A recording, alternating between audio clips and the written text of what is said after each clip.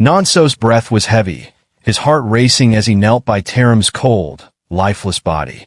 The sun was beginning to set, casting long shadows across the bush path where her horse lay on its side, still breathing but weak. Taram lay motionless on the ground. Her once vibrant long hair, the pride of the village, was now tangled with dust and dirt. Nonso's hands trembled as he touched her face, tears streaming uncontrollably down his cheeks.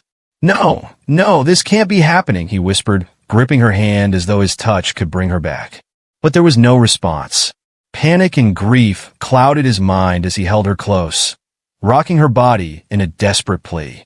In the silence of the forest, a sudden impulse came over him, born out of confusion and fear of losing her forever.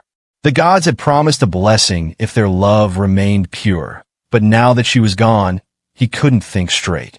He kissed her cold lips and, as if possessed by some uncontrollable force, made love to her lifeless body, hoping that it would somehow bring her back. Then, in a moment that defied all reason, Taram sneezed. Nonso stumbled back, stunned. Her eyelids fluttered.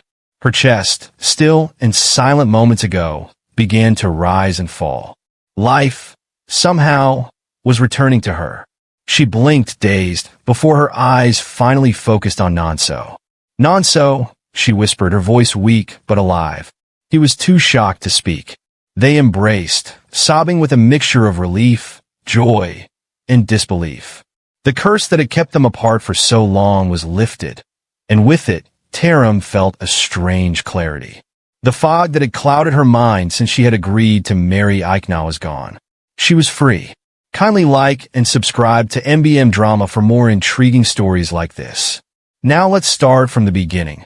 Nonso and Taram had once been the golden couple of Orlu, a village revered not just for its breathtaking landscapes, but for its deep cultural heritage that spanned centuries. Orlu was nestled between rolling green hills and vast farmlands, where the air was always filled with the sweet scent of palm wine and freshly harvested yam. The people of Orlu lived in harmony, deeply connected to the traditions passed down by their ancestors. This village was unlike any other, for it was believed the gods walked among men. Their presence was felt in the rustling of the trees, the flow of the rivers, and the whispers of the wind. Every stone and tree had a story to tell, a connection to the divine forces that ruled their land. In Orlu, purity was not just a virtue, it was a way of life. The people honored it as a sacred gift, passed down from generation to generation. Parents taught their children from a young age to value their integrity and preserve their honor, knowing that blessings from the gods awaited those who remained true to these principles. The gods had always shown favor to the pure-hearted, and in turn, the people gave their devotion through rituals, sacrifices, and a strict adherence to cultural codes. Orlu was not a place for the reckless or the wayward. It was a village that thrived on the strength of its morality and traditions. And in the heart of this village, like two beacons of light, stood Nonso and Taram. They were the pride of Orlu, their long, flowing hair and graceful presence setting them apart from the rest.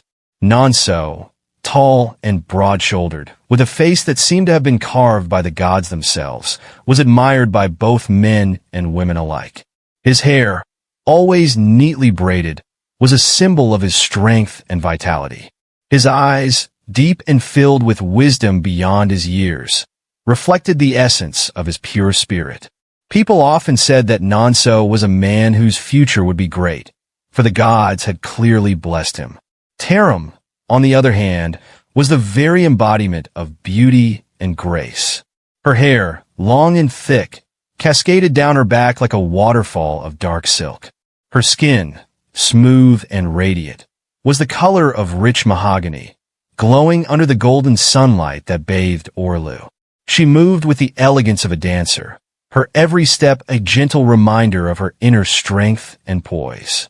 Her smile could light up the darkest room, and her laughter was said to be a melody that even the birds stopped to listen to. The villagers whispered that she was a gift from the gods, born to bring joy and hope to Orlu. But beyond their physical beauty, what truly made Nonso and Taram shine was their love. Pure, untainted, and blessed by the gods. From the time they were children, they had been inseparable. Their connection was something that could not be explained by mere words. It was as if the heavens themselves had woven their souls together, creating a bond that was unbreakable. They grew up playing together, running through the fields and forests of Orlu, their laughter echoing in the wind. As they grew older, their friendship blossomed into something deeper, something that everyone in the village could see. The village elders, wise men and women who had seen many things in their long lives, often spoke of Nonso and Taram's love as something destined by the gods. They would sit by the fire at night, telling stories of how the gods sometimes chose two souls to walk through life together, protecting each other, loving each other, and bringing balance to the world around them. They believed that Nonso and Taram were such souls, chosen by the divine forces to walk this path of love and purity together. It was no surprise when, one evening, under the light of a full moon, Nonso and Taram made a sacred vow to each other. They stood beneath the great Irako tree, its leaves rustling softly in the night breeze, and promised to remain pure until marriage. This was no ordinary vow. The people of Orla knew that the gods themselves had promised a special blessing to any couple who could keep such an oath. To break this vow would be to invite the wrath of the gods, but to honor it would bring prosperity and favor that could last for generations.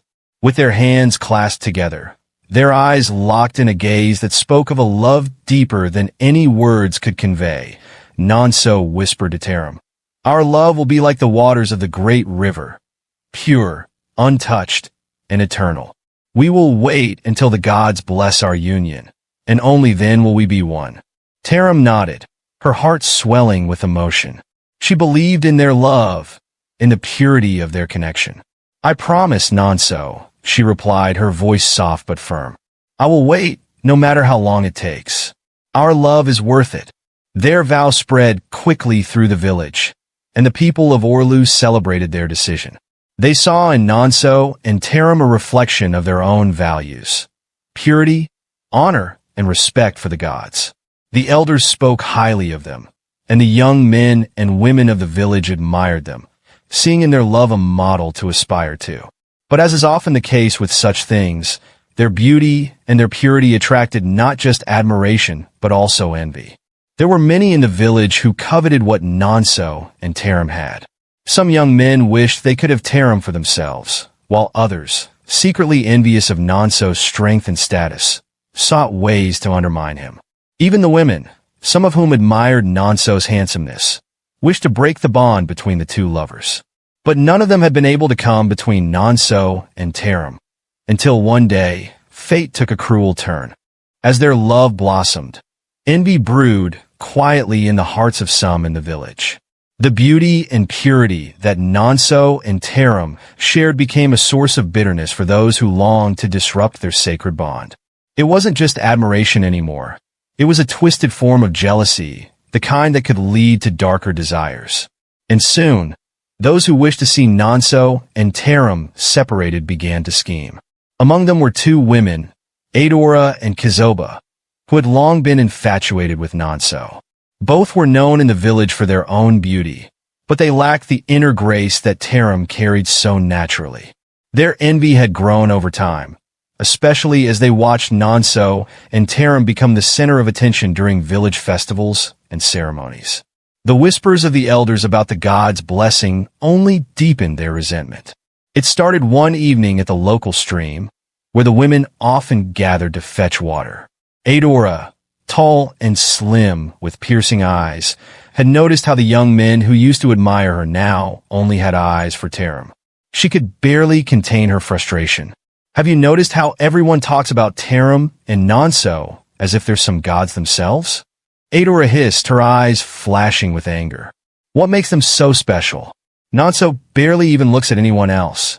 It's as if we don't even exist." Kizoba, shorter and with a cunning smile, nodded in agreement as she filled her clay pot with water. "They act as if they're the only ones in this village. Just because they've made some silly vow doesn't mean they're untouchable. Besides, a man like Nonso, he can't be that strong. Every man has a weakness.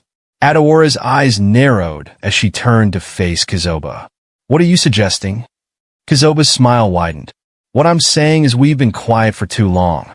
Maybe it's time we tested just how strong Nonso's resolve is. After all, he's just a man, and men are easy to sway when given the right temptation. The two women exchanged a knowing look, their jealousy twisting into something more dangerous, a plan. Adora and Kizoba had connections in the village. They knew of a local herbalist, an old woman who lived on the outskirts of Orlu and was known for her powerful concoctions. The herbs she gathered from the forest could do many things: heal, harm, or even bend the will of others. It didn't take long for the women to visit her. The old woman, bent with age but sharp in mind, listened as they laid out their plan. Adora wanted a mixture that would make Nonso lose control of himself, something that would weaken his resolve and make him vulnerable to their seduction. This is a dangerous path you walk, the old herbalist warned, her voice raspy. Nonso and Tarim are favored by the gods. To meddle in their affairs could bring misfortune upon you. Adora waved off the warning. I'll take my chances. Just give us what we need. With a slow, deliberate nod, the herbalist disappeared into the back of her hut and returned with a small pouch filled with crushed herbs. This will make him weak, both in body and mind. But be careful, she added, her eyes narrowing. For once it takes hold, there will be no going back. Satisfied, Adora and Kizoba left the hut, eager to set their plan into motion. Their goal was simple: break Nonso's sacred vow, and in doing so, break his bond with Tarim